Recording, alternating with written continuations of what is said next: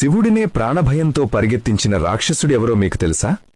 పూర్వం భస్మాసురుడు అనే రాక్షసుడు శివుడు కోసం ఘోర తపస్సు చేసి శివుడి నుండి నేను ఎవరి తలపై చేయి పెడితే వారు భస్మం అవ్వాలని వరం పొందుతాడు.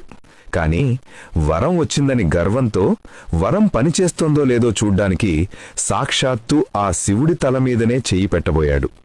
ప్రాణభయంతో శివుడు పరుగులు తీస్తుండగా ఇది చూసిన విష్ణువు రంగంలోకి దిగి అత్యంత సౌందర్యవతి అయిన మోహిని అవతారం ఎత్తి భస్మాసురుడి ముందు ప్రత్యక్షం కాగా ఆమె అందానికి దాసోహమైన భస్మాసురుడు ఆమెతో కలిసి నాట్యం చేయడం మొదలుపెట్టాడు. నాట్యంలో భాగంగా మోహిని తన చెయ్యిని తన తల మీద పెట్టుకుంటుంది.